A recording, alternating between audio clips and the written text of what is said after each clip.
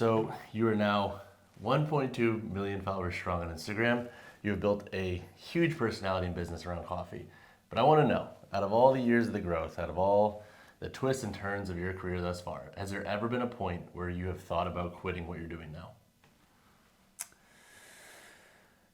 Quitting is a freaking strong word, dude. It's a very strong word. Quitting is more of a commitment than committing, almost. You know what I mean? That's true. That's very true. Man, there's been some pain points for sure. I've been doing social media, creating content for 7 years now, going on 8. Right? I started in 2017, so 7 years this year. Never intended to grow a huge platform. Never intended to monetize, never intended to turn it into a business. And so I think after around year 4 is the first time I took on a brand deal. And after that first one, they kind of started steamrolling in, right? And I'm like, oh, wow, like look at this. I can make money, I can whatever. And so I took quite a few brand deals. And what I realized was that I stopped making the content because I loved it, and I was making it now to fulfill my obligations to these brands that I signed paperwork saying I would give them some deliverables. And 2021, end of 2021, had like this whole meltdown per se about social media in general, where I was like, I'm not providing value anymore. I'm not like serving my following. I'm just gonna get off social media. Like my page is not growing anymore. I'm doing it for the wrong reasons, and that's probably the only point where I've felt like quitting per se. And I kind of did. I hopped off of social media for like 2 months and did some inner work to figure out how I wanted to show up as myself again on social media versus this like faceless brand who was just fucking posting to line my pockets per se. And don't get me wrong, it wasn't like I was being some greedy piece of shit, but it was just like I didn't feel like I was making content that I loved anymore. It was just I felt like I made content for the money. So that was the time that I felt like quitting. That's probably the most challenging point of my social media career was not the come up phase. It was the maintenance phase after like year 4, year 5. And now going on year 7, as social media changes, algorithms change, all the fucking dumb stuff. I firmly believe that if your content provides value and you listen to what the top creators are doing, like I wouldn't consider myself a top creator, like someone like Mr. Beast, or some of these gurus that know what they're talking about. And you listen to them and make sure your content aligns with what is currently not trending, but currently relating to people watching, to make sure that you're remaining relevant and having longevity with what you're doing. And so right now is not necessarily a transition period for me, but it's a period where I'm making some changes to my content, making it a little bit longer, making it a little bit more about telling a story, and making it less pretty, making it more raw and more relatable. Because we're kind of coming full circle. And dude cut me off because I'll freaking talk forever. But we're kind of coming full circle here, right? When I first started Instagram, 2017, Instagram was kind of on the come up. Everything was organic. Everything was just crazy. You could post like 2 or 3 posts and get a bunch of followers. And the content that people liked back then was like authentic, real, relatable, raw. Like seeing me working at Starbucks while also posting on social media. And then 2019, 2020, 2021, 22, things got really flashy. Things got really choppy. Things just like that relatability and authenticity kind of went away. But now I think that we're coming full circle back to that again, where people are like, man, this is just fake. I just want to feel like who I'm following, who I'm watching and listening to is like me. Because, I mean, we're all human beings, so we all share something in common. And so I personally am trying to get back to the way I was when I started making content. Got it. I know you're building up a podcast right now, and I do want to talk about that because I feel like that's a perfect transition. But it's interesting that you say how when you started, right, we all start because we love it. And then you start to realize that I can make money doing it. And then it takes you into this direction that misaligns with your values. And now it's like you come back down off the arc and you're back at right kind of where you started. And to your point, it's interesting too seeing like social media do that exact same arc. And I wonder how many other folks who are creating content, even if it was for their personal reasons or for their business, experience something similar with that boom of flashiness and how it takes us further from almost like building stuff that we love, because I feel like there's a fine line between feeding the algo to feed the algo versus building what you truly believe in, but then doing just enough for the algo to make sure you're discovered, because you do have to play the game a little bit, but how do you walk that line to where there's no internal conflict there? And so I'm curious, with the pivot that you're in now, building more raw, building more authentic content, where does that kind of come from? Does that come internally from before you started social media, of trying to reach people at a deeper level that you feel like has been lacking maybe with your brand or in your personal life? Like, where is that pivot now stemming from? Is it just based off of pure business? Is it based off of your morals and how you've grown as a person? Is it a blend of everything? It's a good question. I'll touch on a couple things that you said. So first was other creators dealing with the same thing. And I think that it's just inevitable. If you've been around long enough and you've been putting out and you've had enough growth, that feeling of like pressure to post content and make money probably will come up at some point. But it's about realizing, like, it's about staying true to your values. And then once you come back down from that, or come realize that that's not what it's about, your baseline will be so much higher and you have just a stronger sense of self when it comes to being on social media. And secondly, about the pivot that I'm doing now, for me, it comes from not trying. So this sounds so weird, because when I first started doing what I do, I was doing it because it was what I was doing. It helped me on my health journey, because what I do is make low-calorie coffee recipes. Yeah. And I started doing it when I was working at Starbucks and getting into fitness, and when I was like eating like shit, just being a total dick around my health and fitness journey. And so making these drinks for myself and sharing it with the internet, I wasn't really trying to do anything. I was just trying to take care of myself and hope that maybe somebody else thought I could help them too. And so that's what it's going back to for me. I never lost that vision of wanting to help people and like bring them on my journey, but I stopped showing up as me per se. It more so became a faceless brand, which served me well to a business sense. But I think that now where people are looking to feel connected is not to a faceless brand. They're looking to feel connected to somebody that's like them. And so they want to know the story of how you got to where you are. They don't want to see you doing flashy things. They want to see when you lived in a freaking 200 square foot shack, and they want to see just the entire struggle that you've dealt with as a person. And so for me, the pivot is about sharing me and my journey to where I'm at now, and hopefully continuing to help people with the recipes, but also I'm leaning into longer form content on YouTube. And my goal with that is to show people who I am, because dude, I come from not too much good stuff. And so I've like figured it out on my own the entire way. I mean, I was in the military, then was working a part-time job, and like was not supposed to be here where I'm at now. And so I want to be able to show people that, dude, I didn't even start scratching the, I don't know, success or scratching like doing what I'm doing now until I was 23.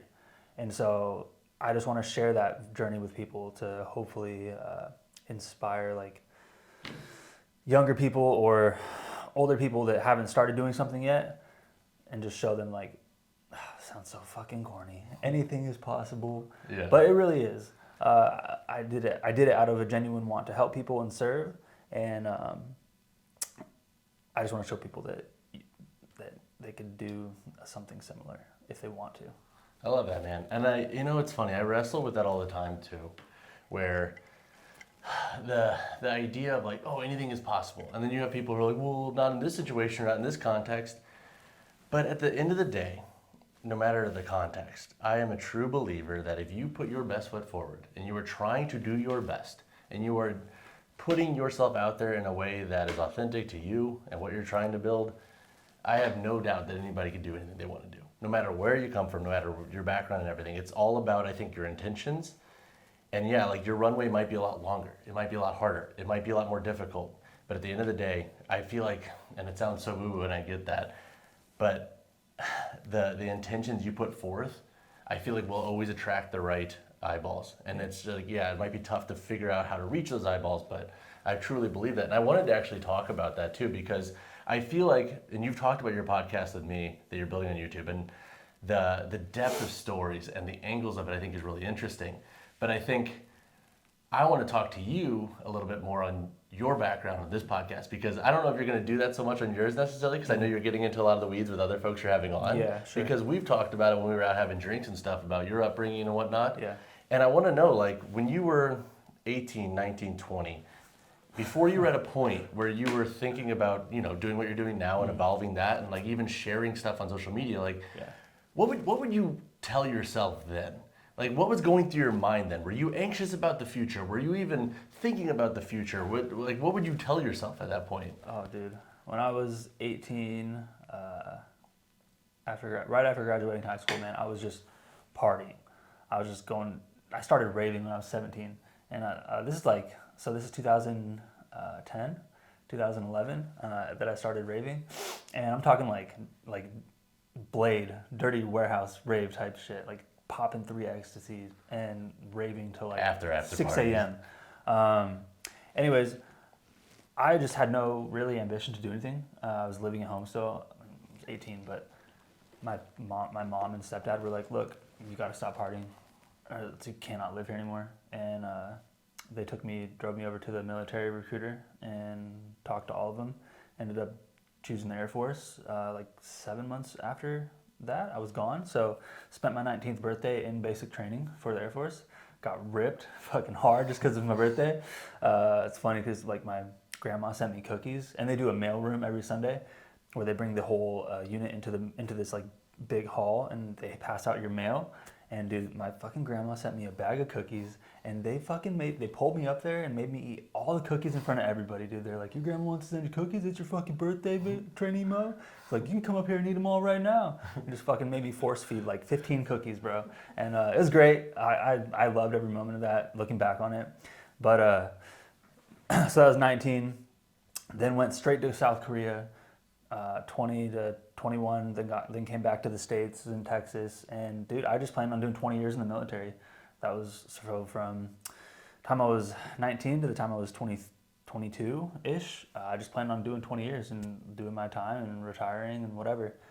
I'm 22, and then I get diagnosed with some real fucked up hip stuff, so I have to have an intense hip surgery. Then they deem me non-deployable, so they kick me out of the military, medically discharged, which world is ending at that point. I get split up with my girlfriend at the time, and like life is just like fucking on a crash course going downhill. I'm like drinking. This is when I started working at Starbucks too. I'm like drinking, partying even more, just gaining weight, and just zero ambition, dude. I had ambition to go to school and get my physical therapy degree, and that's what I was planning to do. But then around that same time, I found Grant Cardone. This is 2017, so I found like the self-help space, and I feel like everyone kind of like if you become a quote-unquote entrepreneur or build something yourself, one of the first few people that you kind of stumble upon in the self-help space is like Grant Cardone, Gary Vee, people like that.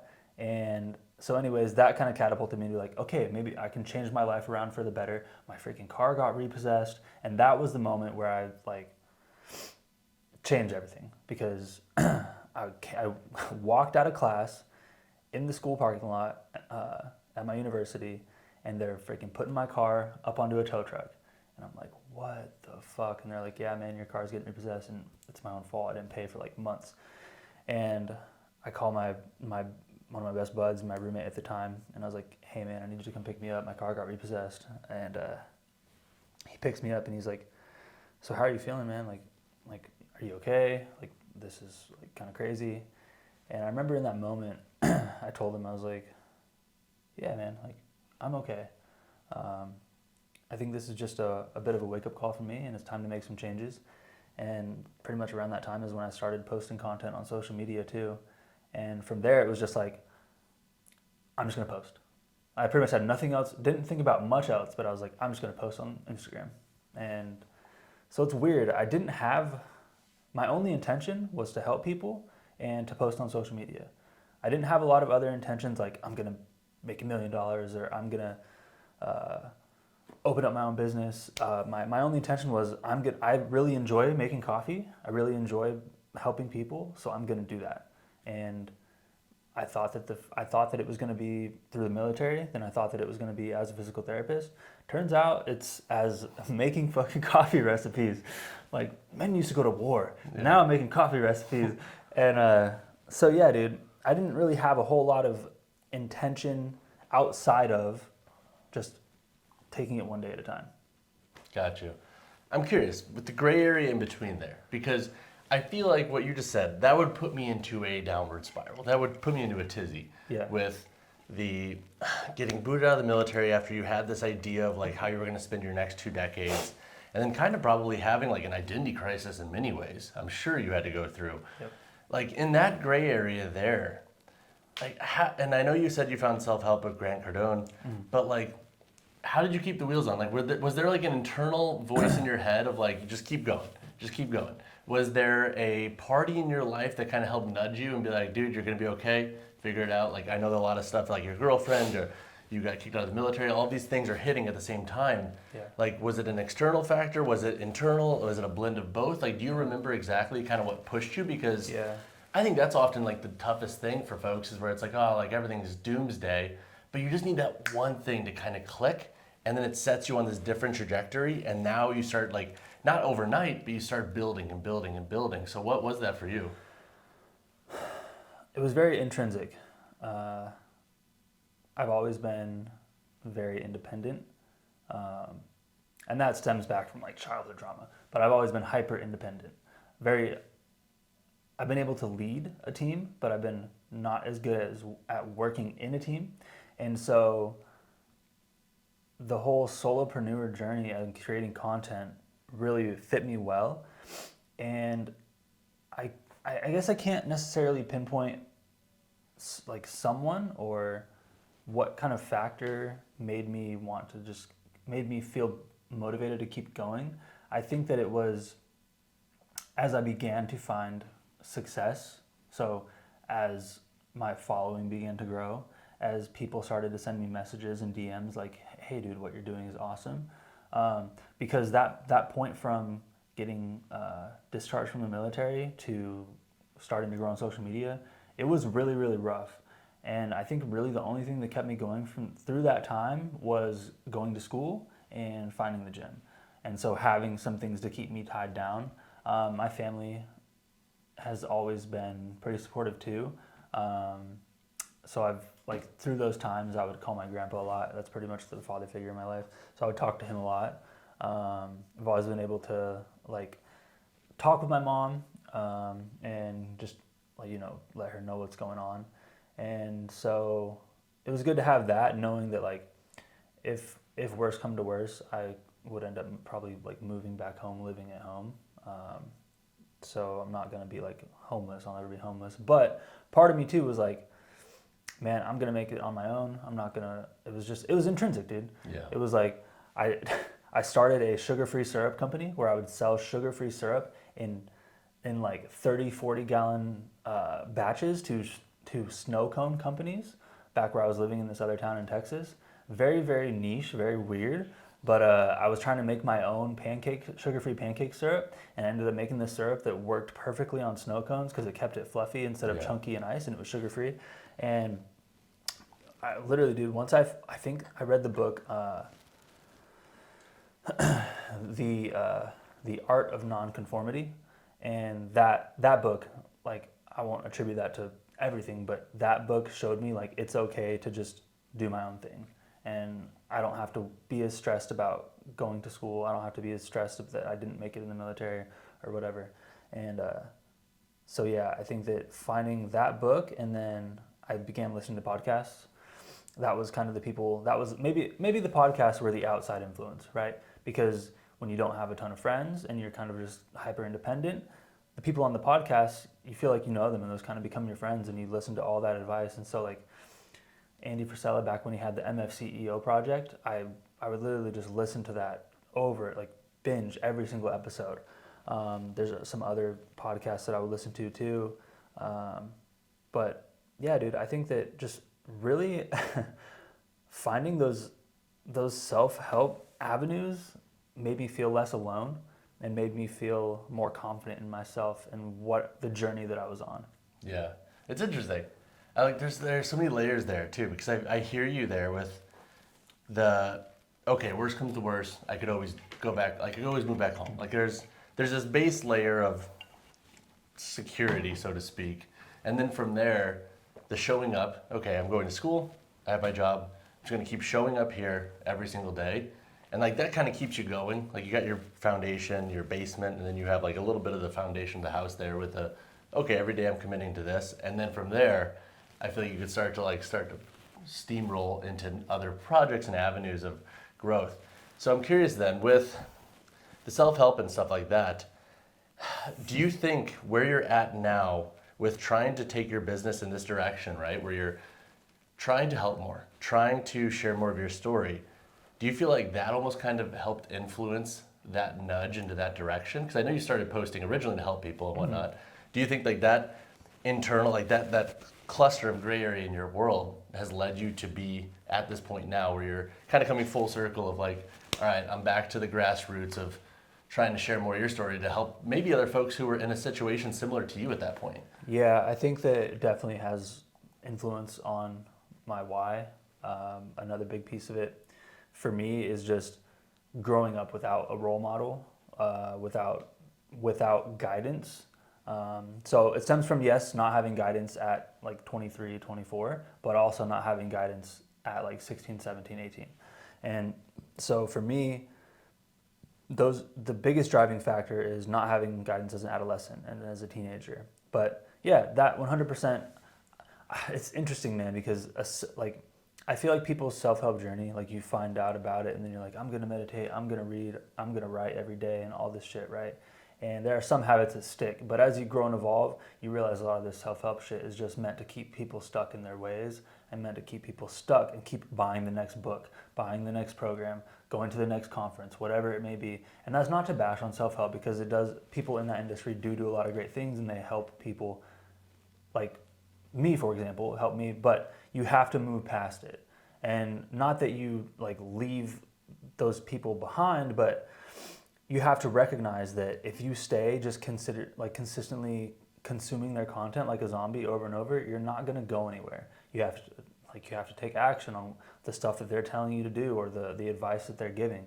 And so like that's another driving factor for me too, is I want to be able to share stuff and like hope that people take advice. But again, dude, it's like with this longer form content, it's more so about me now moving not away from being a solo entrepreneur, but connecting with people more, I'm still going to be independent, but building more relationships, meeting more great people, and having much deeper connection, and just finding people that I really enjoy being with and being around in life and having good conversations, and hoping that those conversations can reach the right ear.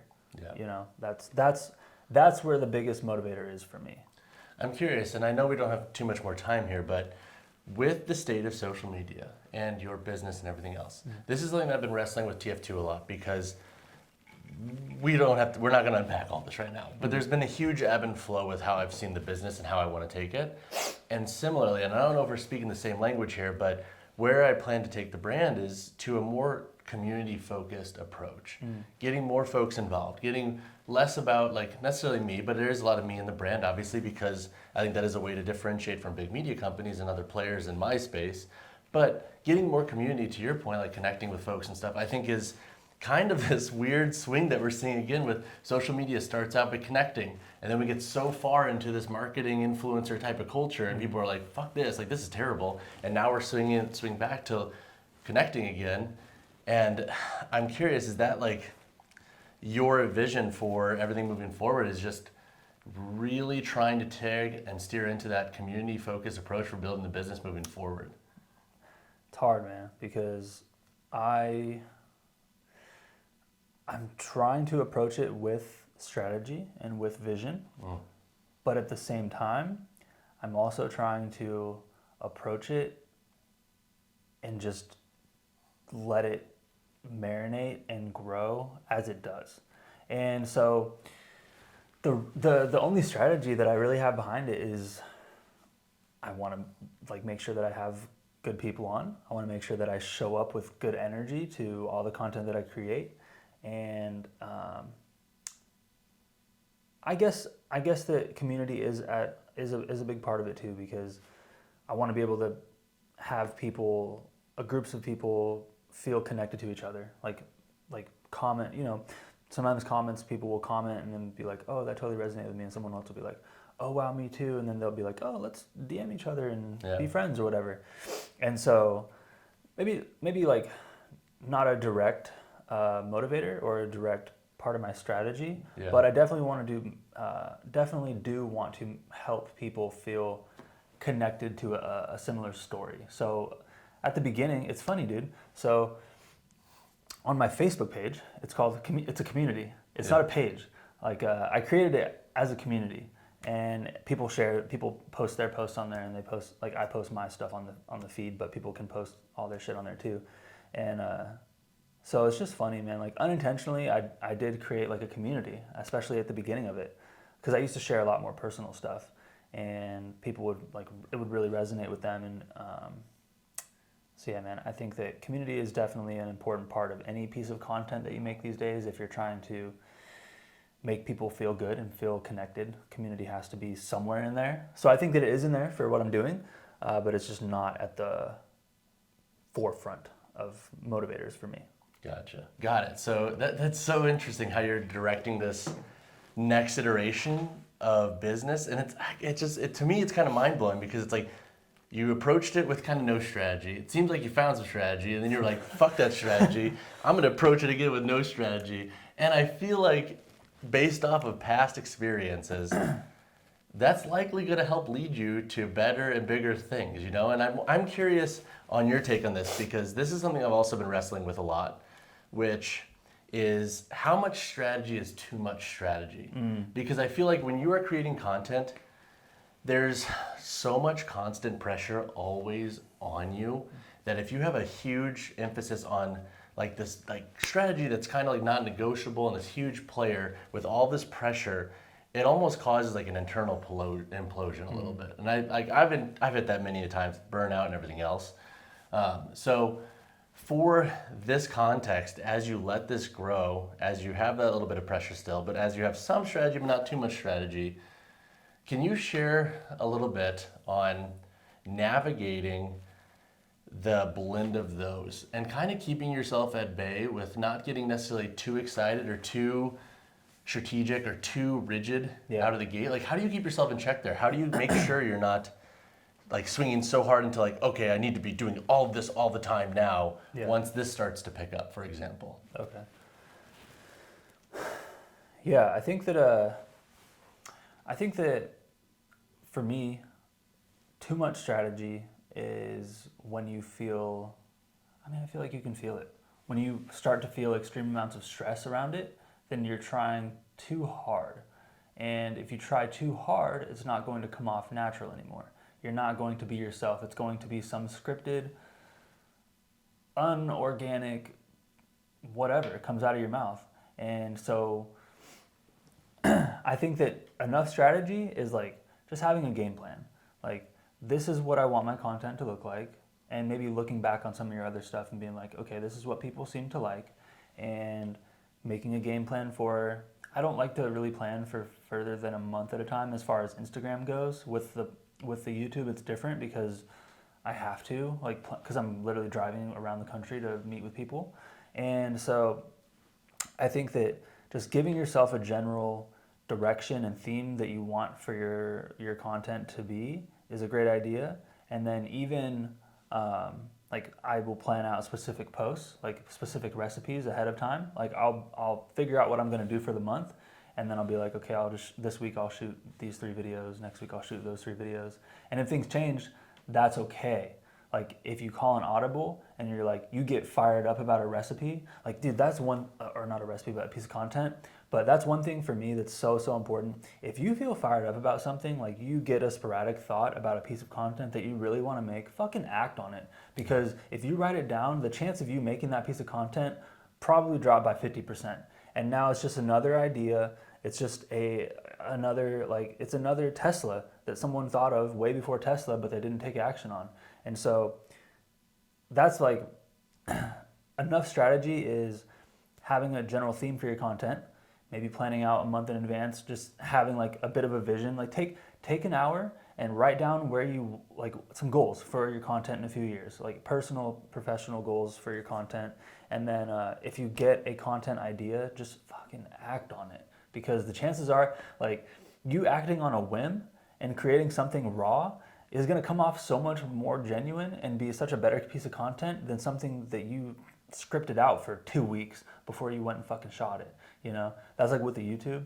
I have this list of like 15 questions that I could ask whoever, but I just like to open up and be like, okay, here's some of the stuff you've done, and I'm not going to go over this whole fucking list of stuff because people who know who you are, just tell me who is John Smith, you know, and then let them go and then pick up off what they're doing. And so it just stays natural, because if it becomes too scripted, then I'm going to feel like a robot and it's going to take my emotion away, because then I'm like, beep boop, next question is going to be, how do you maintain your peak physique? And then like, it's not going to flow natural. And so that's my take. Too much strategy is the strategy that makes you feel stressed, overwhelmed, and anxious. And I feel like there's a theme of like just constantly scratching that curiosity and the thing that always feels good.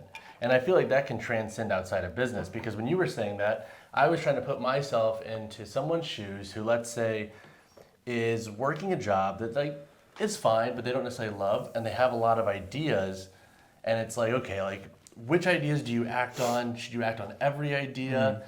Do you have any advice on that type of context where not every idea probably deserves to be acted on? Because like if I have an idea of like, I'm gonna build a vacuum that does this thing, like that's something I can just do right out of the gate. So I'm curious from just your background in building your business, because I have some thoughts on this too, because like obviously like, I don't know what it's like to create a physical product per se, but I think there are areas of that would be more strategic to act on, to realistically dive into.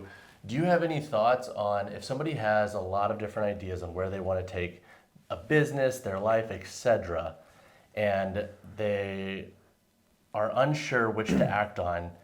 Do you like have a barometer internally that you kind of like, if it feels like this amount of good after this amount of days, I'll act on it? Or if I have this amount of external reinforcement to people I've shared it to, I will act on it. So I've shared it to like my 5 closest friends, and they all think it's a good idea, or like 4 out of 5 think it's. Do you have any barometer there for ideas like that you get fired up on that you should act on versus, okay, I'm gonna actually put this on pause, marinate a little bit, and then like vet it before acting? Yeah, I guess the barometer would be, is it in line with where I want to go? That's pretty much it. And yeah, so I'm not saying that when you get like Jake said, when you get a sporadic idea to create a new fucking vacuum, go hit up a manufacturer in China. I'm saying like, if you get an idea for something that's so on brand with what you're doing and you get fired up about it, then put some action to it. And I guess the action doesn't have to be go bust out your camera or your phone and shoot the content immediately, but the action could be write it down and put it in your calendar that you're gonna shoot it tomorrow, or you're gonna shoot it in 2 days, or hit up whoever you need to hit up to make that piece happen or whatever. And I'm specifically referring to content ideas here, less so about building a business, because building a business is much, much more strategic. You have to be very, very intentional with the action that you're putting yourself towards, because I've had a physical business as well. And I've learned though through my journey that I'm not meant to be the center of that. And anyways, I go into the whole thing about that. But yeah, just the internal barometer for me is if it's a big idea, I do like to run it by a few of my close friends, and just because the friends that I do feel like will give me real feedback, like that's stupid or that's a good idea, that's who I'll run it by. And then if it's in line with what I'm doing and I really feel fired up, then I'll put some sort of action towards it. And like I said, it doesn't have to be shooting it that day. It's just some sort of action towards getting it out there. Got it. So with that, I'm curious. You've mentioned in this podcast that you're very independent with your business. Mm-hmm. And with that barometer going to your close friends, I wanted to ask, who do you go to advice to for like it? Who do you go to advice for these days? Like if you have an idea, if you have something that you want to explore, talk about, etc. Like who are your guiding beacons, I guess, right now in life? Yeah. If I have a kind of a businessy idea or whatever, I usually hit up one of my close friends who's in the same space, who is further ahead than I am, a little bit older than me, but has kind of traveled the path that I can see myself going down. And so I will talk to them about it, and that's pretty much it. Even then, I don't talk to too many people about it, because if I talk to too many people and tell too many people what I want to do, then it's like, what if I don't do it? Well, then I just told a bunch of people and now I look like a hack. So I don't know. I talk to one or two people that I trust. That's the biggest thing. A few people that I trust, and then I'll take action or not. It's so interesting how our dynamics are a little bit different there, because you and I think, have the commonality of being independent solopreneurs. But the way we create action with some of our stuff is very different. And I wonder if that's almost kind of what like connects us as friends, because we almost kind of balance each other there in some ways, where it is like a little bit of a push and pull regarding how we view things. Yeah. For context, Alex and I actually met at Meg Squat's event, who you just had on your podcast. I'm stoked to see that episode. Mm-hmm. And we just became friends, and now we play pickleball each week together and whatnot. And, you know, Alex schools me on the court. But before we wrap this up, dude, I want to ask you one more question. Mm-hmm. And that is, for anybody thinking about starting their own thing, who might be on the fence of doing it, do you have like a singular piece of advice that you can give them to kind of just maybe create some action, create some inspiration there? Do you have anything that might help somebody else who might have an idea, or just maybe even want to change their direction or shoot for a goal that is out of their comfort zone? Yeah, and I'll throw it back to 2020 here. Just do it. Shia LaBeouf. Shia LaBeouf, baby. Do it. Dude, I miss Shia. Bring back 2020 Shia. Man, dude, but not really. Nike said it best, just do it. And I mean, I can expand a little bit upon that. I think that the only way to make something happen is to, I don't know, find a way to let go of your fear, because it can be scary to start something new. It's hard, dude, because the best advice is to just do it, but it is much more complicated than that. Yeah. If you feel like it's going to make you feel fulfilled to do it, just try to think in the future, like think 6 months from now. If you were to post that idea today, and you look 6 months down the road, you look back at it and you're like, damn, that was successful. Like that felt good. Try to channel into that feeling, that future feeling, and use that to propel you forward to start doing it. Because that's a tool that I use. I use it during a meditation. So fucking meditation can be such a negative word these days, but meditation, it can just be sitting there, closing your eyes and just thinking about what you want your future to look like. That's meditation. And so sit there. What I like to do is just sit, think like a year down the road, and look at myself, how I look, how I feel, how that content did, how my business has grown, and it feels really good, right? Like I feel happy, I feel successful, I feel fulfilled and satisfied, and like really, really feel that feeling in my soul while my eyes are closed, and then open my eyes and back to reality and be like, damn, that felt so good. I want that feeling, and use that feeling as a driver to get started and to keep moving forward. I love it. So it's thinking ahead and then reverse engineering and using that as fuel. For sure. I love it. And then from there, it's like tiny steps. Just get some One day at a forward time. momentum. I love it, dude. Oh, yeah. Well, that said, man, I'm excited to see your new podcast. Can you give us a little bit of information on what to expect with that? Because I'm obviously going to link all of Alex's info down below, but give us a quick synopsis of the podcast you're building.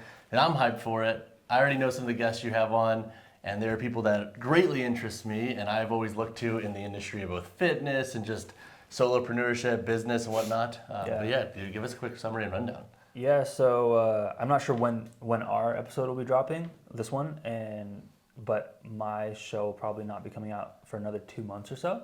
And I'm trying to stay away from calling it a podcast. I'm trying to call it just a YouTube series because it's video forward. It's gonna be the primary basis of it is that it's a video. Because I hang out with who I want to hang out with. I teach them how to make coffee, and then we drink the coffee and have a conversation about whatever. It's not themed towards business, it's not themed towards fitness, it's not themed towards content. It's just like me wanting to make a genuine friend, make a genuine connection with people that I think are dope. One of the people that I'm gonna have on the show is The Rock. Just kidding. But I'm gonna send him a message. No, we're putting that out there.